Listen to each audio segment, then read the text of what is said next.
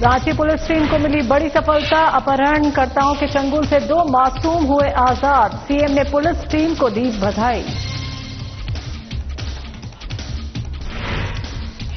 Police team को मिली बड़ी सफलता। अपहरणकर्ताओं के चंगुल से मासूम हुए आजाद। पीड़ित परिजनों ने ली राहत की सांस।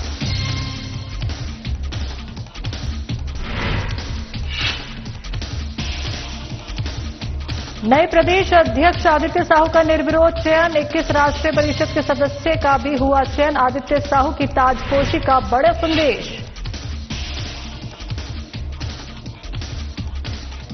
निरसा के चिरकुंडा थाना क्षेत्र में तनाव। यूनियन और पुलिस के बीच हुई धक्का मुक्की। लाठीचार्ज की आई नौबत। विधायक ने जताई नाराजगी।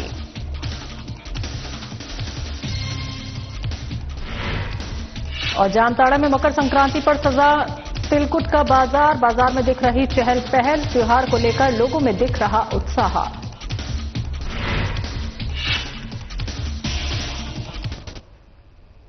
नमस्कार, झारखंड की खबरों में आपका स्वागत है। मैं हूं आपके साथ शैलजा त्यागी। तो अपहरणकर्ताओं के चंगुल से 2 मासूम बच्चों को पुलिस ने आजाद करा लिया है। सीएम ने प्रशासन के काम की प्रशंसा करते हुए कहा कि शुरुआती समय में प्रशासन को तमाम परेशानियों का सामना करना पड़ रहा था और प्रशासन को सफलता हाथ नहीं लग पा रही थी, लेकिन प्रशासन की सूझबूझ का परिचय देते हुए एक कड़ी को दूसरी कड़ी से जोड़ते हुए आखिरकार दोनों बच्चों को सकुशल बरामद कर सफलता हासिल की है। तो सीएम ने आगे कहा कि हम इस जांच अभियान को यही नहीं छोड़ने जा रहे हैं। राज्य और राज्य से बाहर घटित हुई ऐसी घटनाओं का गहन पड़ताल करते हुए अपराधी गिरोह की कमर तोड़ने की कार्रवाई की जाएगी।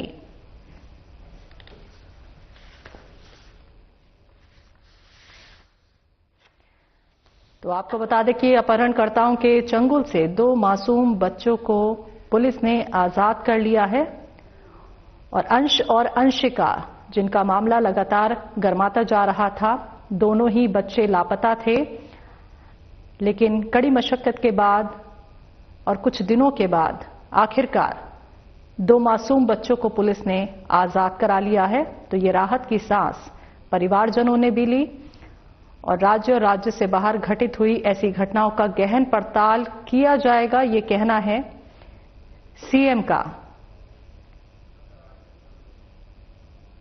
तो प्रशासन को सफलता हाथ नहीं लग पाई थी। काफी दिनों से अंश और अंशिका की पड़ताल की जा रही थी, लेकिन अब जाके पुलिस को एक सफलता हाथ लगी है।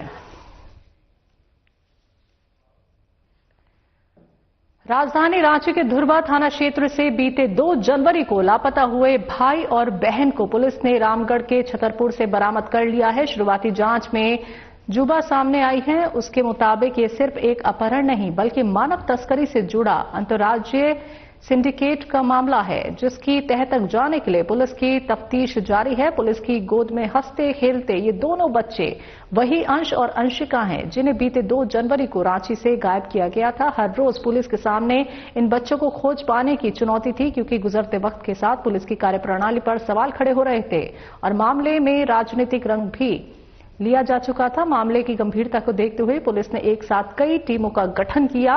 उड़ीसा, पश्चिम बंगाल, बिहार, छत्तीसगढ़, राजस्थान, दिल्ली, महाराष्ट्र सहित 12 राज्यों में टीम भेजी गई।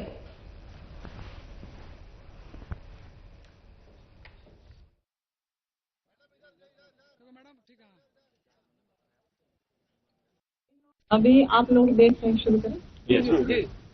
अभी आप लोग देख रहे हैं दोनों बच्चे जो खोए हुए थे वो सकुशल बरामद हो गए हैं और हम लोग के पास हैं। इनके माँ पिताजी भी हम लोग के साथ हैं। मैं सबसे पहले कांग्रेचुलेट करना चाहूंगी, बधाई देना चाहूंगी और धन्यवाद देना चाहूंगी उस टीम का जो एडीजी मनोज कौशिक के नेतृत्व में और रांची के senior SP, city SP, traffic SP and rural SP, इन लोगों के सहयोग से इस सफलता को हासिल किया है।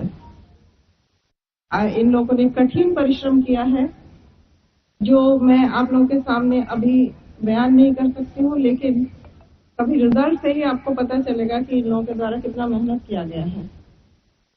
रात भर छापामारी करना, सभी थानों में भेजना टीम, राज्य से बाहर दिल्ली, महाराष्ट्र, पश्चिम बंगाल, बिहार, उड़ीसा सब जगह टीम भेजना। इन लोगों का पोस्टर ऑटो, ट्रेन, 4 व्हीलर, दीवार कहीं छोड़ा नहीं गया है जहां पर पोस्टर लगाया गया है। अनेक आप लोगों से देखा भी होगा। तो झारखंड बीजेपी के नए प्रदेश अध्यक्ष आदित्य साहू को निर्विरोध चुना गया है। इसके साथ ही 21 राष्ट्रीय परिषद के सदस्य भी चुने गए। झारखंड में भारतीय जनता पार्टी के नए अध्यक्ष की तलाश राज्यसभा सांसद आदित्य साहू पर जाकर खत्म हो गई है। ओबीसी को तवज्जो, झारखंड में नए बीजेपी अध्यक्ष आदित्य साहू की ताजपोशी का बड़ा संदेश। तो एक बड़ा संदेश ये भी है कि बीजेपी उत्तर प्रदेश और बिहार की ही तरह झारखंड में भी ओबीसी राजनीति को लेकर आगे बढ़ेगी और यूपी में पंकज चौधरी और बिहार में संजय सरावगी के बाद अब झारखंड में भी बीजेपी ने ओबीसी चेहरे पर दांव लगाया है। तो राज्य में ओबीसी आबादी 50% से भी अधिक आंकी गई है। बीजेपी के कई विधायक भी ओबीसी समुदाय से आते हैं।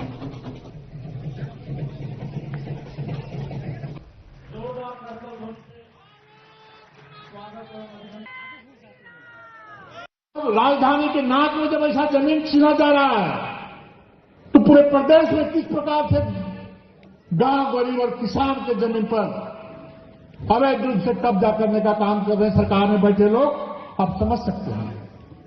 आज इस प्रकार से घुसपैठ किया इस राज्य में बड़े पैमाने पर यहां पर घुसने का काम कर रहे हैं। हमारी बेटी और बहनों के साथ अन्याय और अत्याचार कर रहे हैं, इज्जत और आबरू लूटने का काम कर रहे हैं। अमित शाह ने कहा है, प्रधानमंत्री मोदी जी ने कहा है कि पूरे देश से एक एक घुसपैठिया को चुन चुन करके निकाल के बाहर करने का काम करेंगे। अब साहबगंज के जिले का मैं उधवा प्रखंड की बात बतलाना चाहता हूं। अनंत जी ने बहुत मार्मिक बड़े शब्दों में वो कहा कि साहबगंज जिला में उधवा प्रखंड है और 2014 से 19 के बीच में 9,000 मतदाता बढ़ गए। ये भारतीय जनता पार्टी कार्यकर्ताओं की पार्टी है और ये कार्यकर्ताओं को प्रदेश अध्यक्ष की जिम्मेवारी मिलने वाली है। इससे कार्यकर्ताओं में भाव जगा है कि जब आदित्य साहू प्रदेश अध्यक्ष बन सकता है तो भारतीय जनता पार्टी के लाखों कार्यकर्ता जो इस राज्य में रहने वाले हैं उनके मन में ये भाव जगा है कि हम भी कभी प्रदेश अध्यक्ष बन सकते हैं। काफी अहम समय में आपको प्रदेश अध्यक्ष बना, क्योंकि ये 3 साल बहुत महत्वपूर्ण है पार्टी के लिए। विपक्ष की भूमिका निभानी है, संगठन मजबूत करना है, 29 की रोडमैप तैयारी। इस प्रकार से राज्य में चलने वाली सरकार अन्यायी और अत्याचारी है। विकास से कोसों दूर भेजने का काम किया, लॉ एंड ऑर्डर ध्वस्त है। कब किसकी हत्या हो जाएगी, कब किसका अपहरण हो जाएगा, कब किसके घर से बच्चे उठा लिए जाएंगे, कब किस बच्ची को टेम्पो से घसीट करके उसका अपहरण करने का प्रयास किया जाएगा। और कड़िया मुंडा जैसे वरिष्ठ नेता हम लोग का अभिभावक हैं। देखिए, हम सबसे पहले तो हम ईश्वर भगवान के प्रति आभार व्यक्त करते हैं कि दोनों बच्चे सकुशल वापस आ गए। साथ ही हजारों भारतीय जनता पार्टी के कार्यकर्ता को हम धन्यवाद देते हैं कि अगर भारतीय जनता पार्टी के कार्यकर्ता एक्टिव न हुए होते, प्रशासन पर दबाव नहीं बनाए होते, तो शायद अभी तक ये शुभ संदेश हम लोगों को सुनने को नहीं मिलता। क्योंकि 2 दिनों तक जिस तरह से परिजनों को पुलिस के द्वारा उनको टहलाते रहे, उनकी बात को सुनी नहीं जा रही थी, थाना जा रहे थे लेकिन उन्हें गोल गोल घुमा रहे थे। तो अगर शायद पुलिस सक्रिय, जिस दिन घटना हुई पुलिस सक्रिय होती तो शायद उस दिन दूसरे दिन भी बच्चे मिल जाते। लेकिन पुलिस की निष्क्रियता के वजह से आज इतना लंबा दिन हुआ और भारतीय जनता पार्टी के कार्यकर्ता के द्वारा प्रेशर, दबाव बनाया गया जिसमें कि पुलिस सक्रिय हुई और आज बच्चे सकुशल वापस।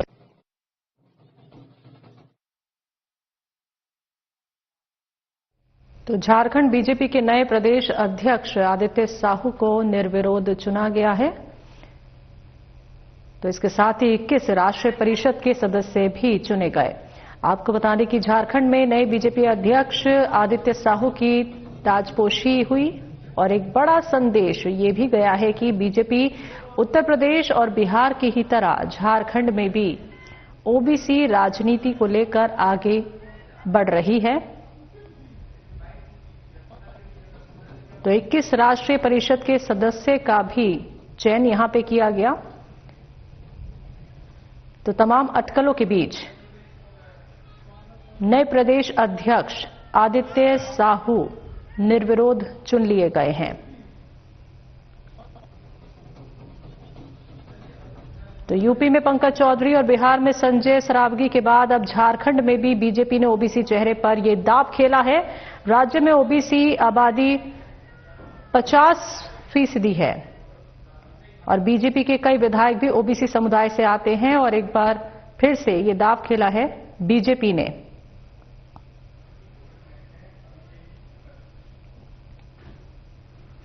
तो इसी खबर पर हमारे संवाददाता अभिषेक हमारे साथ जुड़ गए हैं। तो अभिषेक, बीजेपी के नए प्रदेश अध्यक्ष आदित्य साहू को निर्विरोध चुन तो लिया गया है, तो कहा जाए कि ओबीसी चेहरे पर ये एक बड़ा दांव खेला है बीजेपी ने।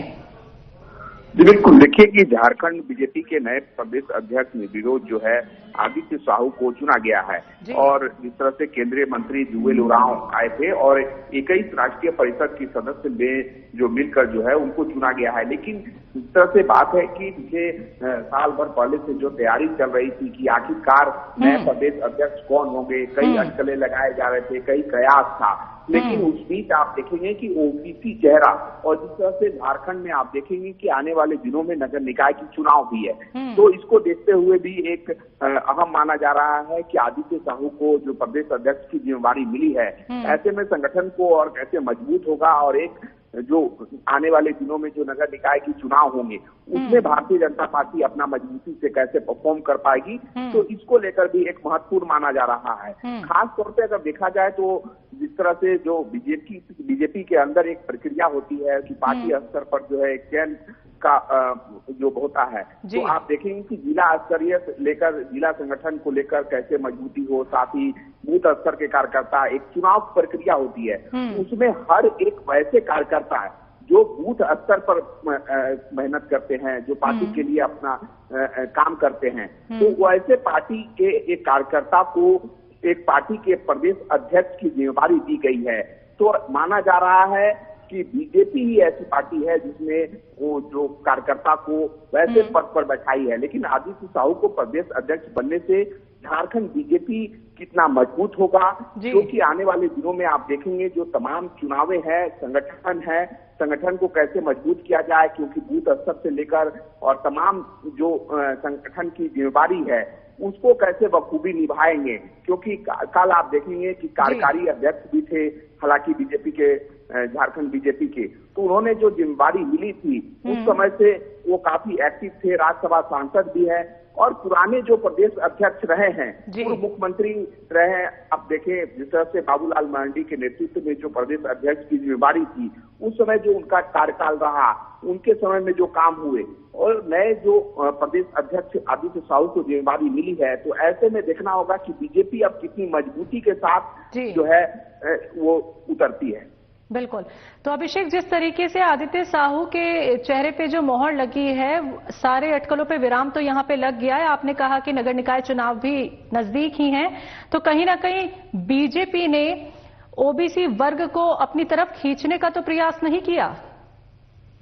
बिल्कुल, देखिए कि जिस तरह से आप देखेंगे कि झारखंड बीजेपी के जो प्रदेश अध्यक्ष हैं और ओबीसी कार्ड जो खेलने का एक संदेश दिया गया है कि एक बीजेपी उत्तर प्रदेश हो या फिर बिहार की तरफ आप देखेंगे तो ओबीसी राजनीति की ओर को लेकर आगे बढ़ेगी और इसी को लेकर जो है तमाम जो अटकलें लगाए जा रहे थे, साफ तौर पे ओबीसी चेहरे पर दांव लगाया गया है ताकि राज्य में जो ओबीसी आबादी है इसको साधने की कोशिश होगी आने वाले दिनों में और मजबूती के साथ जो 29 का जो चुनाव होगा इसमें कैसे भारतीय जनता पार्टी झारखंड में मजबूती से संगठन को और बेहतर कर पाए, इस दिशा में जो है एक जिम्मेदारी मिली है। अब यह देखना होगा कि आखिरकार आदित्य साहू किस तरह से संगठन को और मजबूती के साथ आगे लेकर चलते हैं।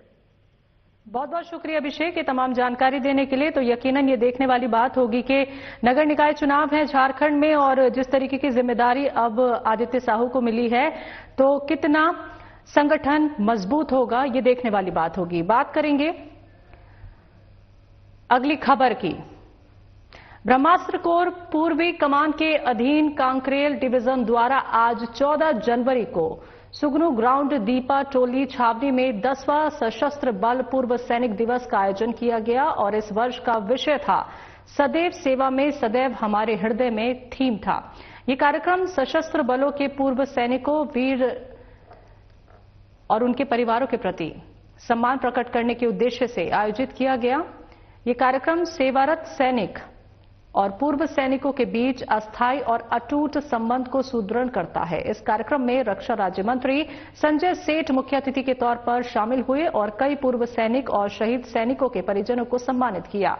कार्यक्रम को संबोधित करते हुए रक्षा राज्य मंत्री संजय सेठ ने कहा कि देश की सेना और उनके कार्यों का नमन करते हैं। देश के लाखों सेना सेवा में जुटे हुए हैं और देश उन्हें सैल्यूट करता है।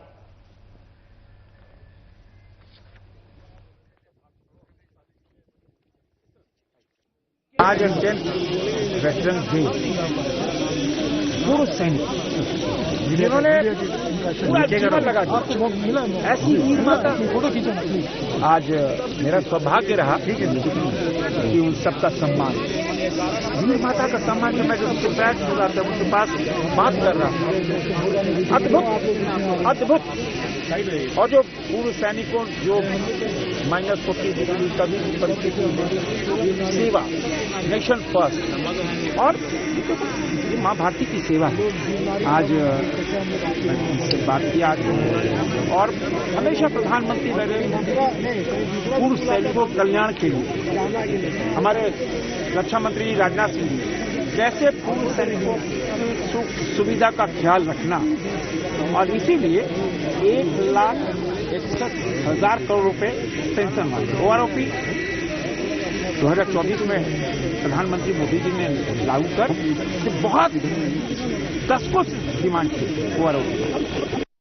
निरसा अनुमंडल के चिरकुंडा थाना परिसर में उस समय अफरा तफरी का माहौल बन गया जब चोरी की शिकायत को लेकर पहुंचे बीसीकेयू यूनियन के बैनर तले ईसीएल कर्मियों, अधिकारियों और पुलिस के बीच तीखी नोकझोंक हो गई। स्थिति कुछ देर के लिए इतनी बिगड़ गई कि लाठीचार्ज की नौबत आ गई और पुलिस व यूनियन कार्यकर्ताओं के बीच हल्की धक्का मुक्की भी हुई। प्राप्त जानकारी के अनुसार ईसीएल के भाग्यालखी इकलाइन में लगातार हो रही चोरी की घटनाओं से आक्रोशित बीसीकेयू यूनियन के सदस्य व ईसीएल कर्मी चोरी की शिकायत दर्ज कराने चिरकुंडा थाना पहुंचे थे। थाना परिसर में कार्रवाई की मांग को लेकर नारेबाजी शुरू होते हुए पुलिस और यूनियन के बीच विवाद बढ़ गया।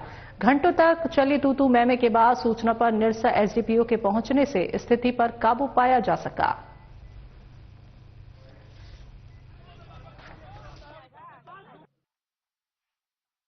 भी सूचना मिली थी कि चिरकुंडा थाना में कुछ संख्या में मजदूर और जो ईसीएल के एक कोलियरी है ईस्ट कुमारदुबी क्षेत्र में, तो वहां से वर्कर्स और कुछ लोकल मजदूर सब वो आए थे संख्या में और मांग कर रहे थे कि जो केबल चोरी की घटनाएं बीच में हुई है, और कल भी बताया जा रहा है कि सुबह में एक घटना हुई है जिसपे कार्रवाई नहीं हो रहा है, उससे वो लोग त्रस्त होकर थाना में आए हैं। तो हमें जब वो यहाँ पे आए तब इस बात की जानकारी हुई कि इस तरह की कुछ घटना हुई है। जब ईसीएल के जो वहाँ प्रबंधन के एरिया मैनेजर भी खुद आए हुए थे, तो उनसे जब पूछा गया कि उन्होंने इस बारे में सूचना थाने को या पुलिस को हम लोग किसी माध्यम से नहीं दी थी।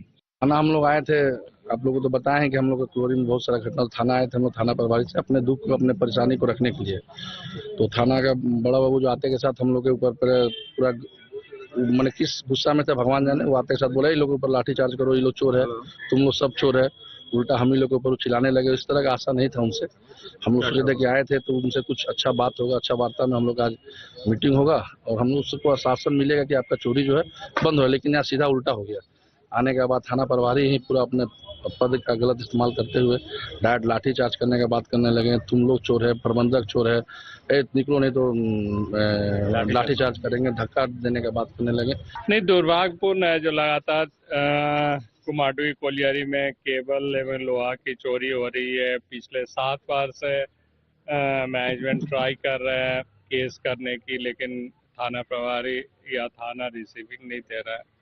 मैनेजर साहब फोन करते हैं तो थाना प्रभारी उन्हीं को चोर बोल देता है। आज वर्कर्स, कल रात को जब चोरी हुई तो वर्कर्स के ऊपर भी मारपीट किया गया, तो सारे वर्कर्स नाराज होकर थाना पर गए थे। बीते 12 जनवरी को सीएससी केंद्र संचालक तारापदो महतो नामक व्यक्ति की गोली मारकर हत्या की गई। तो आपको बता दें कि मामले में पुलिस ने जांच के दौरान विकास दुबे और अभिषेक कुमार को गिरफ्तार किया है। सूचना के मुताबिक आपसी विवाद इस घटना का मुख्य कारण है। पुलिस ने इनके पास से एक देसी कट्टा भी जब्त किया है। पुलिस के मुताबिक अपराधियों ने स्वीकार किया है कि अपराधियों ने पूर्व में भी इस घटना को अंजाम देने का प्रयास किया था, लेकिन उन्हें सफलता नहीं मिली। तो फिलहाल पुलिस पूरे मामले को लेकर आगे की जांच कर रही है।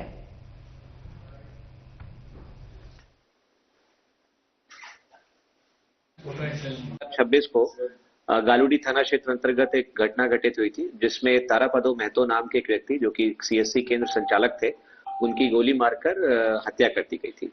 उसी के क्रम में फौरन हम लोगों ने एक एसआईटी का गठन किया और उसने जांच करते हुए त्वरित कार्रवाई की और उसमें जो घटना में 2 लोग डायरेक्टली शामिल थे, उनको अभी तक हम लोग अरेस्ट कर चुके हैं। उनके पास से हम लोगों को एक बाइक, उनके 2 मोबाइल्स और एक देसी कट्टा भी बरामद हुआ है। इसमें जो शेष बचे हुए अभियुक्त हैं, उनकी भी गिरफ्तारी का लगातार प्रयास चल रहा है। जामताड़ा जिला के नारायणपुर थाना क्षेत्र के चैनपुर गांव में मंगलवार रात करीब 10:30 बजे एक दर्दनाक सड़क हादसे में एक युवक की मौत हो गई। जानकारी के अनुसार चारों युवक एक ही बाइक पर सवार होकर चैनपुर बाजार से अपने घर चंपापुर लौट रहे थे। इसी दौरान बाइक अनियंत्रित होकर सड़क किनारे स्थित एक दुकान के पिलर से जा टकराए। हादसे में सलीम अंसारी की मौके पर ही मौत हो गई, जबकि असलम अंसारी, मुस्तफा अंसारी और एक अन्य युवक गंभीर रूप से घायल हो गए।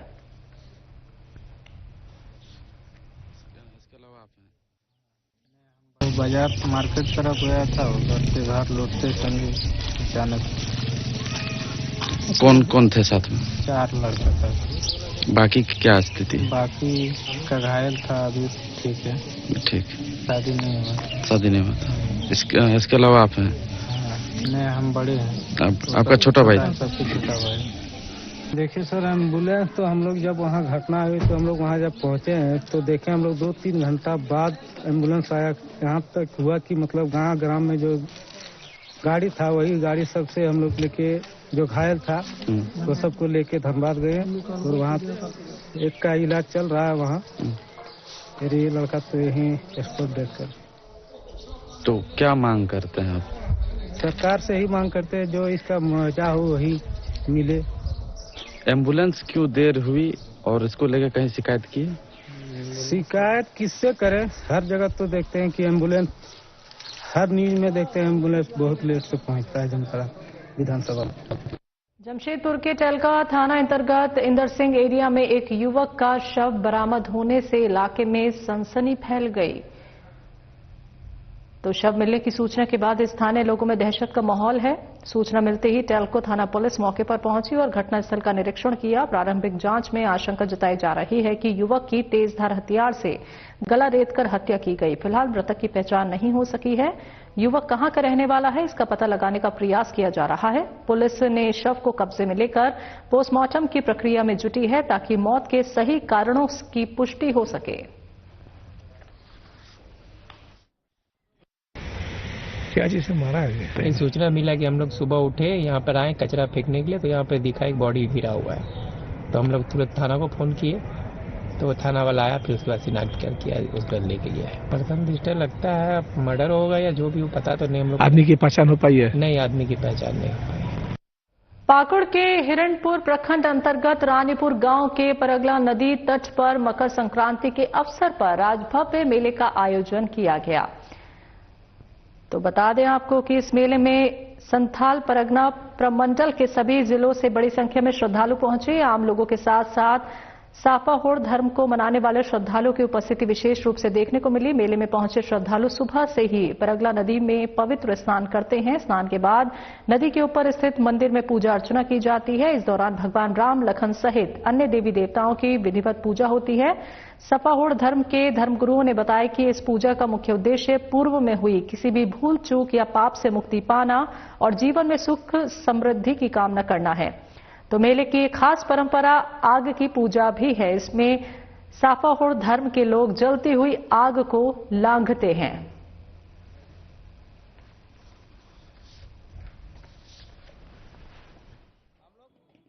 पूजा जो होता है हम लोग का हर साल हम लोग 14 तारीख ही हम लोग मानते हैं, ठीक है।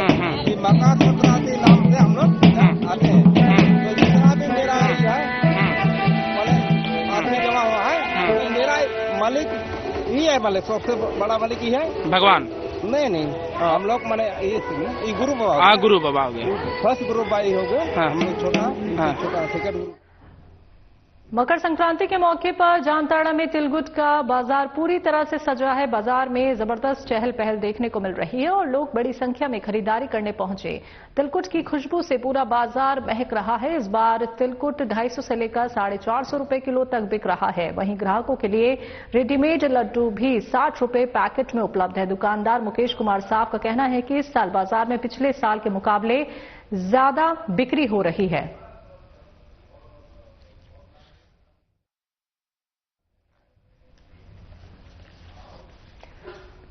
हर वर्ष की भांति इस वर्ष भी गरगा नदी के तट पर स्थित गाय घाट में पारंपरिक टूसू पर्व के अवसर पर भव्य टूसू मेले का आयोजन किया गया। ये मेला विगत 15 वर्षों से समाज सेवा संघ के तत्वाधान में निरंतर आयोजित होता है।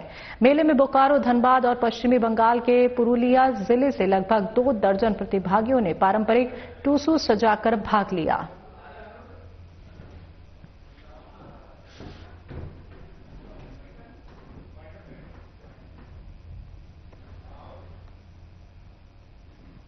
झारखंड की खबरों में अभी के लिए इतना ही। मुझे दीजिए इजाजत। नमस्कार।